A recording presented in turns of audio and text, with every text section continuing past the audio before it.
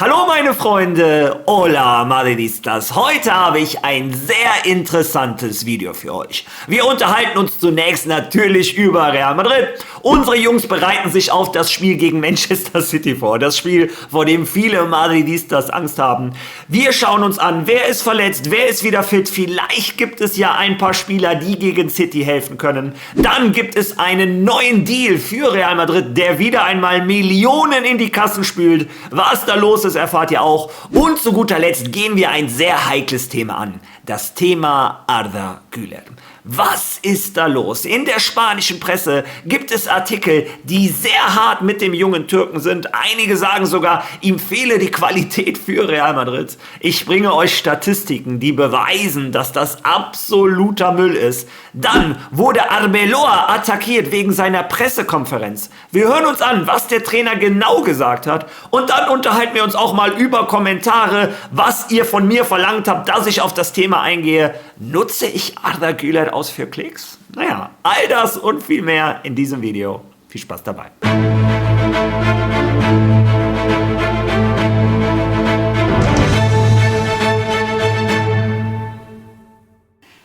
Ja, starten wir diese Videos wie so oft, wenn ich die Möglichkeit habe, mit der Nachwuchsabteilung von Real Madrid. In diesem Fall Real Madrid Castilla hat gestern ihr Ligaspiel gegen Arenteiro 2:2 gespielt. Das bedeutet, Real Madrid hat von den letzten möglichen 9 Punkten nur 2 geholt. In der Tabelle rutschen sie auf den 8. Tabellenplatz runter. Unter dem neuen Trainer kriegen sie einfach nicht ihre PS auf den Platz. Das Gute für Real Madrid, die anderen Mannschaften gewinnen auch nicht unbedingt. Und das bedeutet, mit ein paar Siegen am Stück könnte Real Madrid Castilla doch wieder um die Aufstiegsränge kämpfen.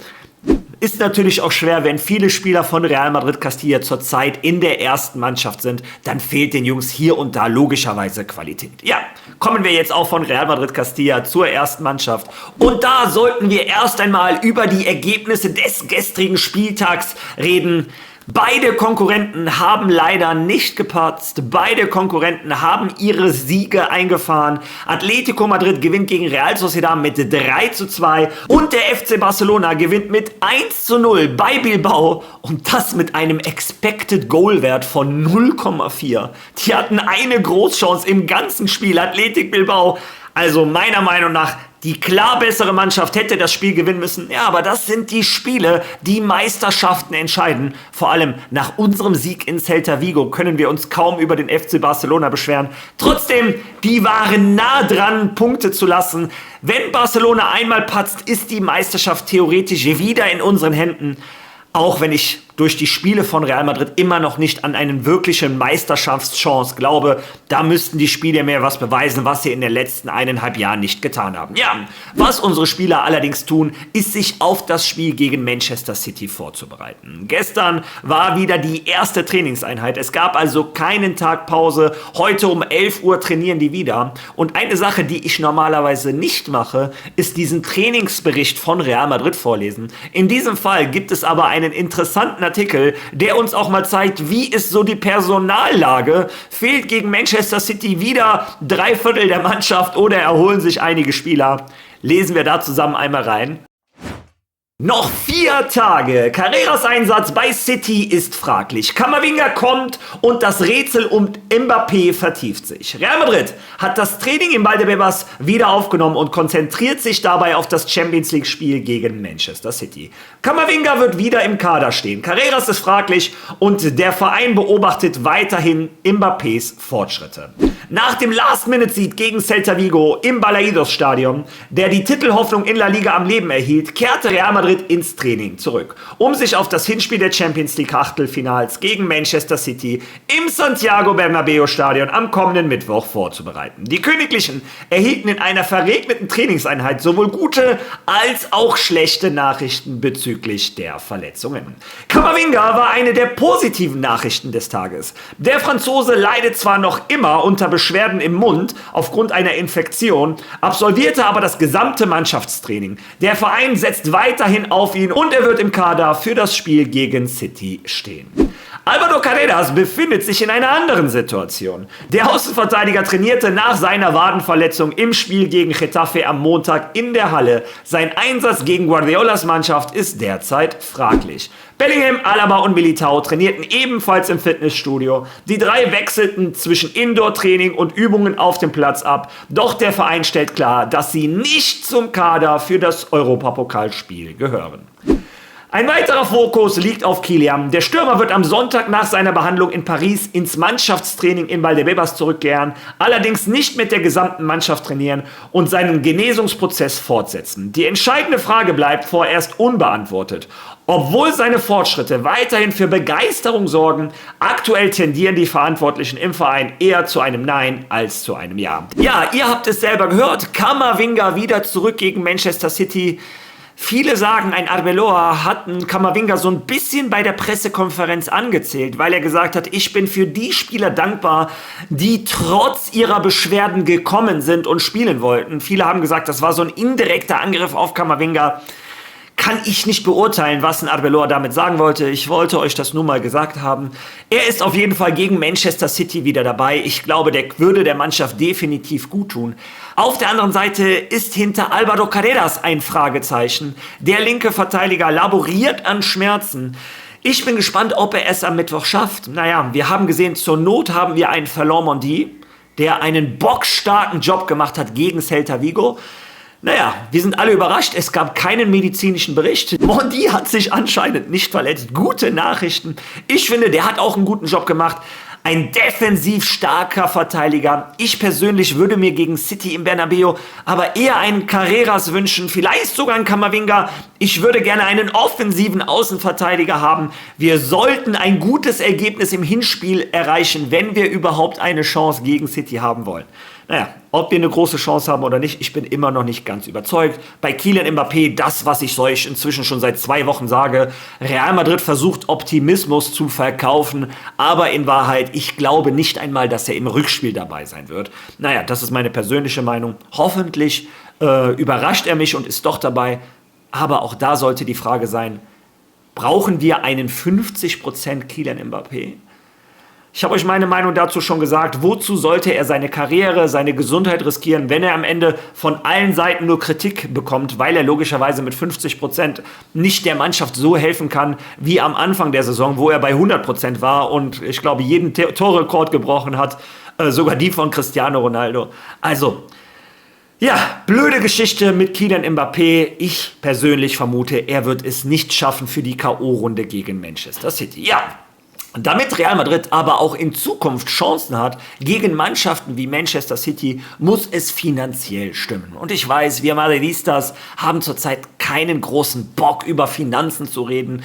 Wenn es sportlich so scheiße läuft, wenn wir so schlecht Fußball spielen, da hilft uns kein Geld der Welt.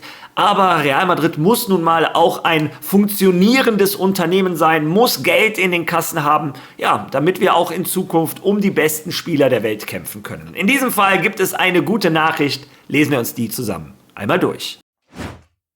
Real Madrid verlängert seine Partnerschaft mit Emirates bis 2031. Die neue Vereinbarung wird dem Verein Einnahmen von 74 Millionen Euro pro Jahr einbringen. Real Madrid sichert sich seinen wichtigsten langfristigen Sponsoring-Partner. Wie 2Playbook erfahren hat, hat der Verein seinen Sponsoring-Vertrag mit Emirates bis 2031 verlängert. Der Vertrag, der demnächst abgelaufen wäre, wurde um 5 weitere Spielzeiten verlängert und sein Wert auf rund 74 Millionen Euro jährlich erhöht. Der neue Vertrag umfasst unter anderem die Trikots der Basketballmannschaft und baut die Markenpräsenz auf den Trikots der Herren- und Damen-Profiteams weiter aus. Ja, Real Madrid verlängert also mit Emirates. In dem Fall machen die sogar das Sponsoring ein bisschen größer. Auch die Basketballabteilung macht jetzt Werbung für Emirates, für Real Madrid. 74 Millionen Euro pro Jahr für die nächsten 5 Jahre. Das sind natürlich Top-Deals. Deals und als Madridistas sollten wir zumindest glücklich sein, dass es finanziell gut läuft. Naja, sportlich, wie gesagt, da haben wir ganz große Sorgen. Ja, und dann kommen wir zu dem Hauptthema dieses Videos, eine dieser sportlichen Sorgen, nämlich Arda Güler. Viele von euch haben mir geschrieben in den Kommentaren, geh doch mal bitte auf die Situation von Arda Güler ein, hör doch auf, das immer alles zu verharmlosen, du hast ihn nur ausgenutzt für Klicks etc. pp. Ja, fangen wir jetzt erstmal mit der Situation aus. Habe ich in den letzten Wochen einige Themen ausgelassen? Ja, ganz einfach, muss ich ehrlich sein. Warum? Ich habe das Gefühl, sobald ich irgendetwas in diese Richtung sage, dass ihm nur der und der bei Instagram gratuliert hat zum Geburtstag oder dass bei dieser Feier nur ein Kamavinga da das Video gemacht hat, dann habe ich das Gefühl, dass in den Kommentaren es toxisch wird ohne Ende, dass alle sagen, der soll diesen Verein verlassen, Scheiß Real Madrid etc. pp. Ja, und ganz ehrlich, dafür hatte ich einfach nicht die Kraft, vor allem wenn es sportlich schon so schlecht lief bei Real Madrid.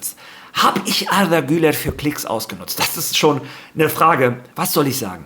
Ich wusste, als ich vor 1,5 Jahren zum ersten Mal mit Arda Güler angefangen habe, ich wusste ja gar nicht, was für Ausmaße das annehmen wird, dass dieser Junge so gefeiert wird von euch. Ich habe nur gesagt, dass ich ihn feiere. Und danach habe ich mitbekommen, viele von euch interessieren sich für diesen Jungen.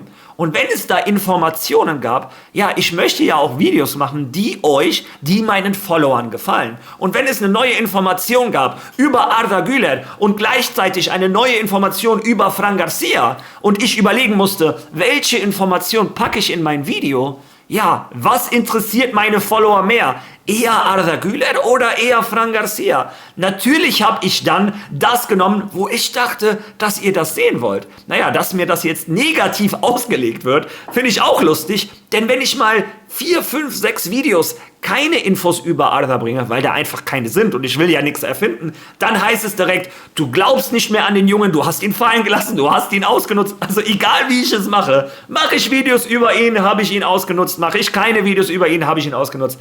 Naja, meiner Meinung nach, ich nutze niemanden aus. Ich liebe diesen Jungen. Ich habe ihn von Anfang an verteidigt. Ich bin immer noch der Meinung und ich bin nicht nur der Meinung. Ich werde euch gleich wieder einmal, wie ich es auf diesem Kanal so oft schon gemacht habe, mit Zahlen, mit Daten, mit Statistiken beweisen, dass dieser Junge der beste Mittelfeldspieler der Welt, wenn er es nicht schon ist er auf dem Weg dahin. Das ist meine Meinung. Ja, und auch wenn ich dieser Meinung bin ich trotzdem der Meinung, selbst einen Arda Güler darf ich mal kritisieren. Oder ich darf mal auch eine andere Meinung haben als ihr. Ich habe auf diesem Kanal Florentino Perez kritisiert, den wohl besten Präsidenten in der Geschichte des Fußballs. Ich habe Vini kritisiert, ich habe Mbappé kritisiert, ich habe Bellingham kritisiert. Ich kritisiere hier die besten Fußballspieler der Welt. Und ja, ich darf auch mal der Meinung sein, dass ein Arda Güler gerade nicht auf dem Niveau ist, wo der am Anfang der Saison war, wo er und Kylian Mbappé Europa zerschossen haben. Aber was ich auch mit Sicherheit nicht machen werde, ist andere Spieler schlecht zu reden, um Arda in ein besseres Licht zu rücken. Ich finde, das hat der Junge nicht nötig. Um einen Toni Kroos als einen der besten Mittelfeldspieler der Welt darzustellen, musste ich nicht einen Modric schlecht reden oder musste nicht einen Casemiro schlecht reden. Nein, Toni Kroos ist zu gut gewesen, damit man andere schlecht reden muss. Und so sehe ich das bei Arda Güler auch. Ich finde, Arda Güler ist viel zu gut, damit ich hier einen Bellingham schlecht reden muss, damit ich einen Pitart schlecht reden muss oder einen Tchouaméni oder was auch immer. Nein, nach meinem Verständnis sind das super Fußballer, aber mindestens ein genauso guter Fußballer ist Arda Güler. Und viele von euch fragen sich, woher kommt jetzt die Aufregung? Ja, die Pressekonferenz von Álvaro Arbeloa. Da wurde nur das Negativste rausgeholt, nämlich, dass Arbeloa Arda Güler attackiert hätte, weil Arda Güler bei seiner Auswechslung ein bisschen gestikuliert hat. Auch das, viele versuchen da einen Skandal zu finden. Wo ist denn da bitte der Skandal? Arda Güler sagt einmal ganz kurz, geht dann mit einem ironischen Lächeln vom Platz, aber er checkt mit dem Spieler ab, er checkt mit dem Trainer ab und als Valverde das Tor macht, feiert er wie kein anderer. Da ist kein Skandal. Ich finde das sogar gut, dass Spieler, wenn die ausgewechselt werden, dass die nicht zufrieden sind. Vor allem, wenn es 1:1 steht. Arda Güler möchte der Mannschaft natürlich helfen. Soll ein Spieler von Real Madrid, wenn es 1:1 steht, lächelnd vom Platz gehen? Nein! Also, und da ist auch bei weitem kein Skandal. Also, das ist jede zweite Auswechslung, sehe ich, dass der Spieler, der ausgewechselt wird, unzufrieden ist. Das ist normal im Fußball. Wie gesagt, ich finde das sogar noch gut. Und es kommt ja noch dazu, dass diese Auswechslung Quatsch war. In Arda Güler hatte nicht nur das 1:0 vorbereitet, du kannst so einen Spieler nicht rausholen. In Arda Güler, wenn es drauf ankommt, du kannst den von mir aus rausholen, wenn Madrid 3:0 führt. Oder wenn du zu Hause gegen Oviedo spielst oder gegen Mannschaften, wo du locker gewinnst, dann kann der Junge sich von mir aus ausruhen. Aber wenn das Spiel knapp ist, kannst du so einen Spieler wie Arda meiner Meinung nach nicht rausholen. Der kann dir das Spiel entscheiden. Mit einem Fernschuss. Mit einer Standardsituation, der schießt die am besten in der ganzen Mannschaft. Mit einer präzisen Flanke, dem Steckpass, den kann nur er so spielen. Deshalb darfst du den nicht rausholen. Und die Auswechslung von Arbeloa war absoluter Quatsch. Das habe ich so gesagt, gestern auch in meinem Video. Wie gesagt, ich hatte komplettes Unverständnis für diese Auswechslung. Trotz alledem hat Arbeloa in der Pressekonferenz, wurde er gefragt, warum wird Arda immer so früh rausgeholt? Was ist da los? Hören wir uns mal die Antwort von unserem Trainer an. Heute hast du Güler wieder ziemlich früh ausgewechselt. Ich weiß nicht, ob er irgendein Problem hatte oder glaubst du, dass ihm noch etwas fehlt, um die Spiele zu Ende zu spielen? Nein. Ehrlich gesagt, Arda, also ich weiß es nicht. Ich weiß nicht, ob es irgendeinen Trainer gibt, der Arda Güler mehr Spielminuten gegeben hat als ich. Das würde ich gerne wissen. Ich habe da meine Zweifel und ich glaube, dass ich tatsächlich der Trainer bin, der am meisten auf ihn gesetzt hat, seit ich hier bin. Ich denke, er ist ein unglaublich wichtiger Spieler. Wenn ich César eingewechselt habe, dann weil er eher an die Rolle gewöhnt ist, die Arda gespielt hat, als Arda selbst. Aber ich bin wirklich, wirklich zufrieden mit ihm. Das habe ich immer gesagt. Wie er arbeitet, die Qualität, die er hat. Und natürlich heißt es jetzt weitermachen, weiter Gas geben. Und heute haben wir alle zusammen gewonnen. Ja, ihr habt Arbeloa gehört und viele haben daraus etwas sehr Negatives gemacht. Er würde zu Arda sagen, sei erstmal froh, so sehr wie ich hat dir kein anderer vertraut. Aber wieso überhören die mit Absicht den zweiten Teil der Antwort, wo er ganz klar sagt, nein, Arda ist sehr, sehr wichtig. Seine Qualität für die Mannschaft, seine Einstellung, seine Leistung. Er hat sich vor Arda Güler gestellt. So habe ich das verstanden. Ich wollte es vielleicht auch positiv sehen, aber auch Edu Rubio TV, einer der größten Real Madrid-YouTuber, sieht das genauso in seinem Video. Ich blende euch das ein. Da seht ihr auch, Arbeloa stellt sich vor Arda Güler, bedeutet das. Also er hat das auch positiv interpretiert. Und um Arbeloa mal ein bisschen zu unterstützen, ich hatte das ganz ehrlich gar nicht so vor Augen, ich blende euch mal so ein bisschen die Zeiten ein, die ein Arda Güler unter Xabi Alonso gespielt hat. Wie ihr gesehen habt, er spielt 32 Minuten, 78 Minuten, 77, 72, 13 Minuten, 9 Minuten, 22 Minuten. Dann ging es weiter mit 45, 81, mal 90, aber dann wieder 64, 61, 45, 21, 74 Minuten. Also es ist bei weitem nicht so, dass ein Arda Güler unter Xabi Alonso immer alles gespielt hat. Und jetzt, wenn man das vergleicht mit Arbeloa, 80 Minuten, 79, 77, 82, 90, 86, 82, 84. Die letzten zwei Spiele 69 und 65. Aber ihr seht, der spielt immer 80 Minuten oder mehr. Also Arbeloa lässt ihn schon viel mehr spielen. Trotz alledem bin ich zufrieden mit der Situation, dass er immer ausgewechselt wird. Nein, meine Meinung kennt ihr. Aber trotzdem muss man sagen, ein Arbeloa redet nicht nur, er lässt ihn fast immer von Anfang an bis zum Ende spielen. Und ganz ehrlich, im Endeffekt sind Taten doch wesentlich wichtiger als Worte. Von mir aus kann Arbeloa sagen, Arda Güler kann keinen Fußball spielen, wenn der den am Ende immer 90 Minuten spielen lässt. Also wisst ihr, was ich meine? Viel lieber ist mir das als ein Ancelotti, der immer gesagt hat, Arda ist der Beste, Arda ist der Größte, etc. Und der hat nie unter dem gespielt. Also wie gesagt, deshalb wollte ich und habe ich auch diese Pressekonferenz von Arbeloa nicht so negativ gesehen, weil der mir auf dem Platz ja beweist, dass er dem Jungen vertraut. Und ich weiß, es gibt auch inzwischen Zeitungsartikel im AS, obwohl das ist nur eine Kolumne, wo gesagt wird, Arda Güler hat nicht die Qualität für Real Madrid. Und auch das ist eine Kolumne von Frederic Hermel, eine Kolumne im AS mit einem Kommentar hinter einer Paywall. Ja, und wenn ein Mann dieser Meinung ist, soll er doch sein. Ich erinnere mich an Kampagnen in Spanien, habe ich euch schon mal gesagt, wo die gesamte Presse der Meinung war, ein Toni Kroos hat nicht mehr die Qualität für Real Madrid. Ja, dann hat er nochmal verlängert und am Ende haben alle gesagt, warum ist Toni Kroos weg? Wir brauchen den wieder. Ihr müsst verstehen, wie die spanische Presse funktioniert. Es gibt 3, 4, 5, 6 und mehr Sporttageszeitungen, die jeden Tag eine ganze Zeitung füllen müssen, die 24 Stunden Artikel bringen müssen. Es gibt Sendungen wie Chiringuito etc., die versuchen natürlich Klicks zu generieren. Und weil da in diesem ganzen Artikel dann manchmal so ein Müll steht, ich habe nicht die Kapazität, mir jeden einzelnen Artikel, jedes Gerücht etc. durchzulesen und das hier zu dementieren. Dann müsste ich jeden Tag 5 Videos machen, die alle eine halbe Stunde dauern.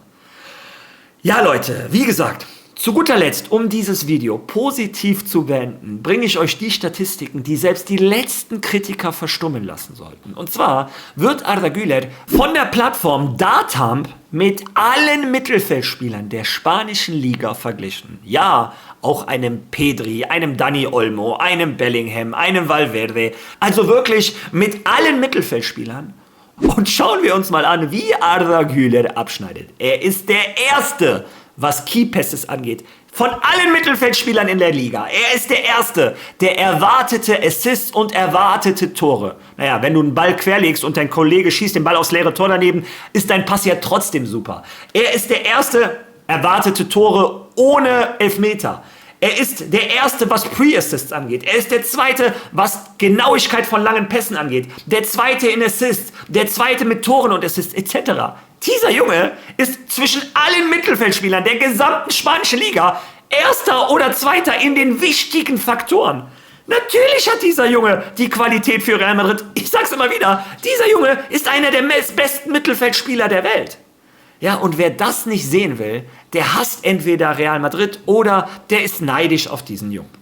Ja, das ist meine Meinung. Also lasst euch nicht verunsichern. Ihr müsst auch keine anderen schlecht reden, damit er besser dasteht. Dieser Junge beweist sich selber Spiel für Spiel auf dem Platz. Das zeigen die Daten, das zeigen die Fakten. Ich hoffe, dieses Video hat ein bisschen was geklärt. Ich hoffe, dieses Video hat euch gefallen. Wenn ja, unterstützt dieses Video bitte mit einem Like. Teilt dieses Video, mit einem Kommentar belohnen. Hypen, hypen, hypen. Wer noch kein Follow da gelassen hat, klick auf Follow. Unser nächstes Ziel sind die 30.000. Vielleicht schaffen wir das. Ich würde mich riesig freuen. Wir sehen uns morgen wieder. Bis dahin. A la Madrid!